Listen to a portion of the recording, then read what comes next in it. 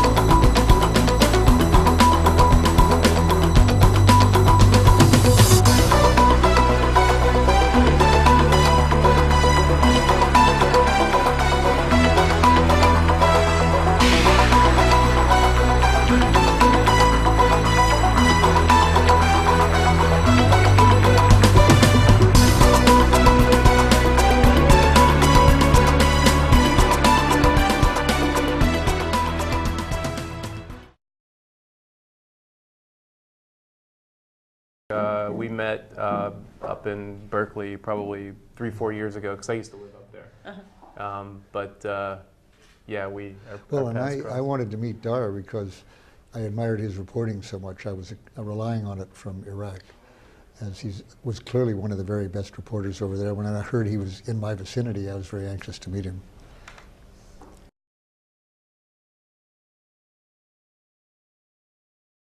I did. Mainly, those problems took the form in lack of willingness, we can say, of mainstream outlets here to run the story. For example, I was reporting on torture in Iraq back in December 2003, but the pictures, of course, weren't actually run, even though it was known well within the military and lots of other independent journalists. We were aware of this story back in December 2003. Of course, they didn't break the story until April 2004, but I was literally, for example, trying to send torture stories to all the major news, foreign deaths of all the major news outlets in the country, and no one would even respond. Where were you getting it, by the way, the story? Well, you walk down the street in Baghdad and you could talk to anybody, and just about everybody knew of somebody in a detention facility somewhere, not just Abu Ghraib, that was being tortured or ill-treated or that kind of thing. And did they describe the nature of the torture? Yeah, even back, the first stories I heard were, dumping water on people, making them stand outside at night, making them cold, dogs, sexual humiliation. So all of this was rampant enough that it looks as though it was policy from the very beginning. Let me ask you, do you think then that the pictures that came out, did they greatly further inflame the situation, given that people knew already? I think they didn't so much as inflame the situation. I think the lack of proper response by the Bush administration to no apologies, no drastic changes in the facilities to stop it from continuing. I think that further inflamed the situation. But the other thing too is when the pictures were released, they had already declared war on Muqtada al-Sadr. They had already hammered Fallujah in the first siege, so it was kind of the third strike. So there's this immediate issue of Obama not releasing further photos. What do you think of that? Yeah, I think that's exacerbates the problem. It's more insult to injury because instead of compared to putting out the photos. Yeah, I think so, because it's instead of acknowledging the problem and apologizing and behaving accordingly, it's just further denial and a slap in the face. And we're going to do what we want as an empire. So not releasing the photos has more effect over there than. Would releasing them have any further effect, in your opinion? I think releasing them in conjunction with formal apology and real policy change would be very, very helpful. But how, without that, what? Without If without supposing the you latter? release them, would the photos themselves, as Obama has been warned, would they further endanger our troops unaccompanied by apology? At this point, I don't think so, because as we were just talking about, the vast majority of public opinion in Iraq is vehemently opposed to the occupation. So at this point, what could they do to possibly make it worse? And in Afghanistan, for example, the occupation, people there are very afraid of more troops coming in. They're well aware of the use of force that's Last already question, happening. why do you think Obama is defying a court order, actually, in refusing to put out the photos? I think it's a continuation of him continuing to provide political cover. Probably, again, it's because of politics, but political cover to people in the Bush administration that are certainly responsible. That would be my guess, that they say that what the photos would show is that they were outside Abu Ghraib, that the same practices were being done elsewhere other than Abu Ghraib. Okay. So the idea of pinning it on a few bad apples like Lindy England and Grainer, Yeah. that Abu Ghraib is a cover story, and that by showing these he would show was a national policy which would point directly to Cheney, at least, Rumsfeld and Cheney, and probably to Bush, and make it even harder for him to justify not prosecuting them, which he doesn't want to do for political reasons. Yeah. Oh, interesting. We don't get a chance to talk together as much, so I really came here in large part to ask Dar what he was thinking about these things. I'm not asking questions that I know the answer to from him.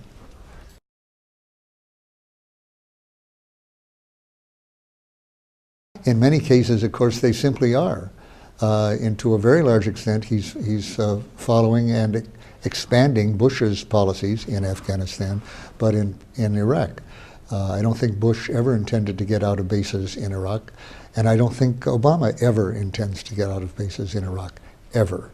And I really don't expect his successor to do it without a new kind of public protest that we haven't seen. As Dar has said this morning to me, the people of Iraq already want the U.S. out by 75% or so, and that hasn't changed. That's been true for several years, and has not been enough to get us out. So it'll have to be something new over here.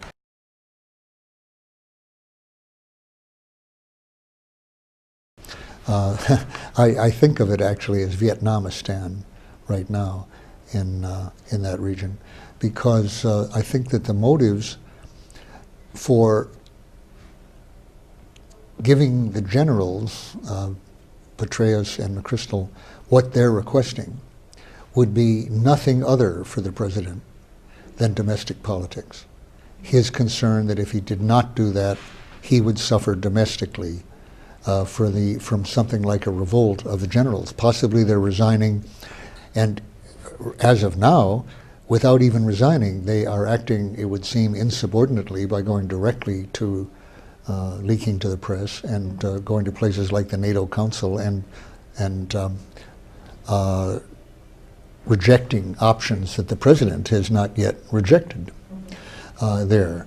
So they're acting really as Douglas MacArthur did, for which he got fired by Harry Truman in 1951. Haven't seen anything like that since Douglas MacArthur. So I think the analogy there with Vietnam is that is not often realized, but that's what Johnson was responding to in escalating in July of '65, a fear that if he didn't, several generals might resign and oppose his policies publicly. So he gave them the minimum, in a way, that he could to keep them from doing that, from resigning. And the minimum was 100,000 more in the short run and 500,000 altogether before he left office. Now, Obama's never going to give 500,000 unless we have a draft, because we don't have them. but it could easily go up to 200,000 U.S. troops in a couple of years if he withdraws troops from Iraq. The troops from Iraq could go via a short trip home, straight to Afghanistan. And so that's the same, he's facing the same challenge, I think, that Johnson did. I just hope he doesn't make the same fatal choice. And if he does, as I say, I think it'll be for the same reasons, domestic politics. Now, in other respects, we are relying, or we're partnered there with a corrupt puppet government, which is not only seen as incompetent and illegitimate by the people of Afghanistan, especially with no authority outside Kabul, but is above all seen as a puppet of the U.S., which is seen correctly as an occupying power. And as such, I think it has no capability of gaining real authority or loyalty from the bulk of the Afghan people. That striving for that, to think that we can create, that we, foreigners, can create a government that will be seen as something other than a collaborative government, what was known as a Quisling government in World War II when I was a kid, after Wittgen Quisling, the puppet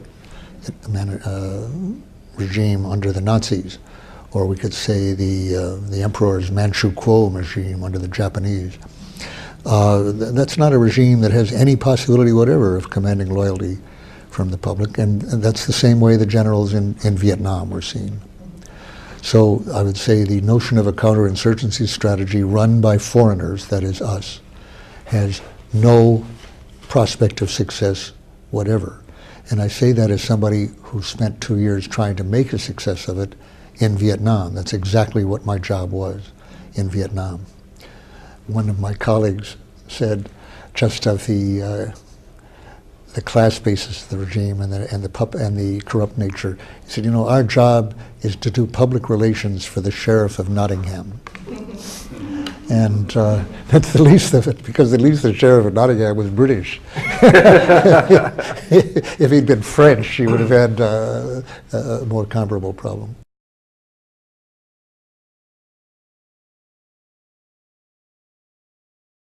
No, I was a Marine in peacetime in the 50s. Okay. I was a civilian in Vietnam, okay, but I did use my Marine training. I had been a company commander in the Marines to work with troops in Vietnam to observe what was happening, and I did see the war up close from that perspective. It enabled me, unlike most civilians there, to feel confident enough to see combat. Mm-hmm. It showed me who we were up against, and who we were up against were people defending their backyards, mm-hmm, like the Minutemen at Concord, mm-hmm, or Lexington, which isn't to say that they were Democrats or that were heading toward a democracy, or that Ho Chi Minh was George Washington in that sense. Mm-hmm. But in terms of fighting a foreign empire, Ho Chi Minh was Ho Chi Minh, who had expelled the French and was fighting us, and had respect throughout Vietnam. Mm-hmm. Ho Chi Minh could have won an election in Vietnam, hands down, at any time. I think he could have won it after he died, actually, put on the ballot. But that isn't true of the, another analogy is this, that isn't true of the communists under Ho Chi Minh, who mostly were rather nameless, faceless to the people. There were very few people, relatively, in Vietnam who wanted a communist-led government, mm-hmm, per se. Probably not many more than wanted a Catholic government, a minority, a small minority. But the communists were attracting the support of people who wanted to expel foreigners. Mm-hmm. And I think the same is true in Afghanistan, from what I hear, that the Taliban lost power in 2001, at which time they were generally reviled and felt that they'd been very oppressive and had no following whatever. And what has brought them back is the perceived need to expel foreign invaders. Mm-hmm. And that that's the one element that unites people under the Taliban, who otherwise would probably have very little ability to attract followers at all, from what I've heard. Mm-hmm. And yet, why are they controlling large parts of the country? Only because the alternative is foreign control, mm-hmm, of large parts of the country, which the people don't seem to want for the last several thousand years. Alexander, I was just reading on the net, on the internet, found that part of the world, the one place that he found really terrible resistance. It took him 2 years to pacify that area. as opposed to a few weeks or months in almost every other campaign he fought. And Genghis Khan had similar difficulty. These are very hard people to conquer, as the Soviets found. And there is no reason whatever to think that our experience will be more successful than the Soviets. No reason at all that I can think of. Which seems pretty obvious, but they're not acting on it. But it took a Gorbachev to get them out of there. I think another leader would have stayed and stayed. Mm-hmm.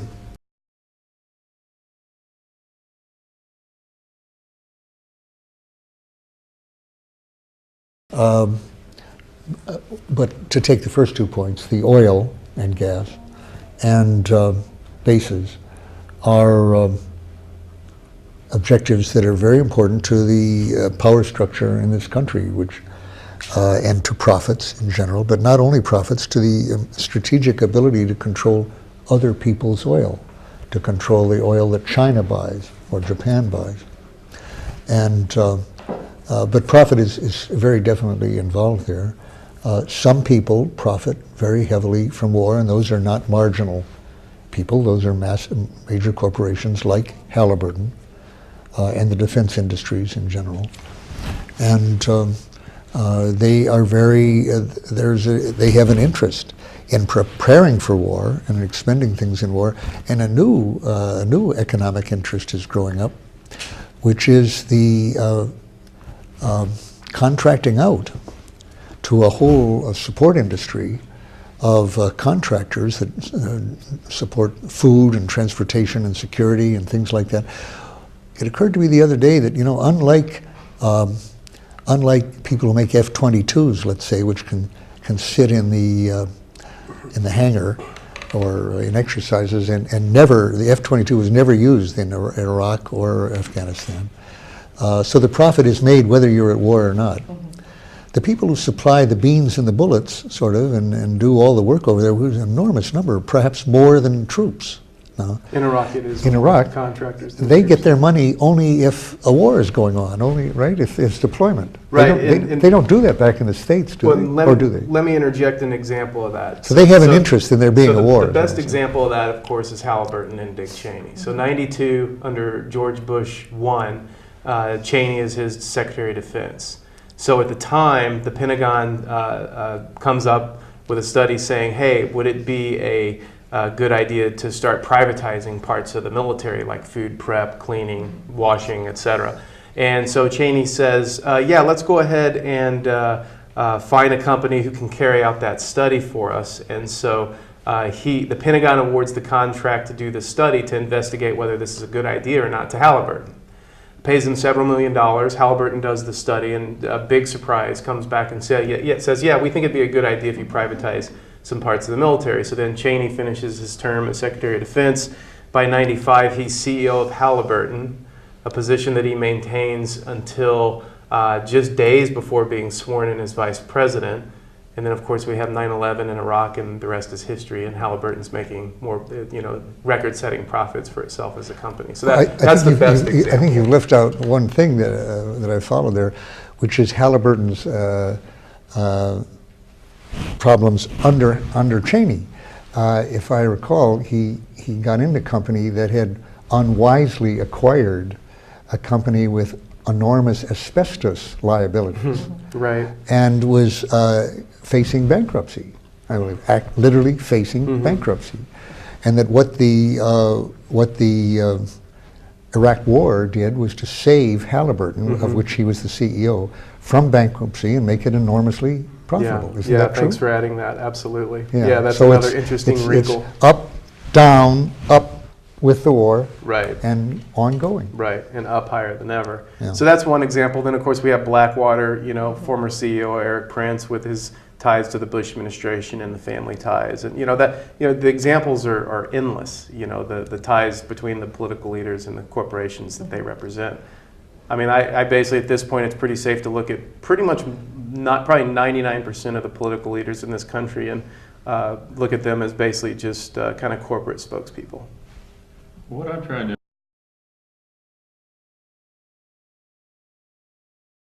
Well, in terms of the higher levels of the military, many of them are directly involved in procurement and have every prospect of going out from their jobs in the military to the corporation, literally the same corporations that they earlier were giving contracts to, as with every indication that that's a direct reward for the contracts they got. Then if you go to the 3- and 4-star generals, when they retire, they may or not have had anything to do with specific contracts, but when they leave, they have every prospect of going to be CEOs of major defense corporations, generally, or other corporations. So there's an in and out aspect to this that is a very tight influence. And then there's the Congress as part of that triangle. Actually, Eisenhower's original draft of his final speech talked of a military-industrial congressional complex. Somehow the congressional was left out of that. But when I mentioned the F-22 before, a plane that was almost impossible to kill, despite the fact there was no use for it. It was used only against Soviet-era defenses, which don't exist anymore. Nowhere else in the world does it have any real function. You couldn't kill it because it had contracts they've learned to do in practically every district in the country, certainly in nearly every state. You have 50 states. They may have had contracts in 50 states, or something very close to it. So they have a constituency there where congressmen and women in every part of the country feel that jobs and campaign contributions depend on maintaining those contracts. And things like the attack submarines that don't really have anything to attack anymore still get made in Groton, Connecticut, because Groton, Connecticut depends on them, on that employment. So that's a very conscious policy of embedding the military procurement all over the country in ways that's very hard to root out. But lower down, like lower ranking folks in the military, what I saw in Iraq is there's actually quite a bit of animosity between military folks, for example, and mercenaries. So there actually were instances where mercenaries had shot at, or at least in the direction of military, and then would be detained by the military. Instances where even a couple of Blackwater guys got shipped out of the country because there's the huge difference in pay, huge difference in accountability. So lower ranking, it's kind of the opposite phenomena.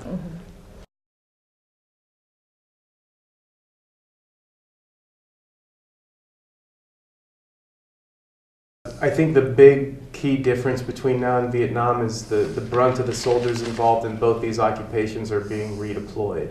And that didn't happen as much in Vietnam. 4, 5, 6. Yeah, I mean, so, and then they're not getting enough time off in between deployments, and then when those, of course, they're encouraged in the military and that culture to suck it up and not talk about PTSD or needing help. So that's frowned upon, and then even when they do step up and try to get help, it's generally not there. Or they'll actually get help directly from a medical corpsman, but then from top-down pressure politically, his commanders are usurping his decisions to basically list people as being non-deployable. So far, more than 43,000 troops medically listed as non-deployable have been deployed anyway. So that type of thing is happening too, and of course obviously further aggravating the situation. And I would mention, suicides too. 2007, record number of suicides in the Army, surpassed in 2008 by another record number of suicides in the Army. 2008 was also a record number of suicides in the Marine Corps,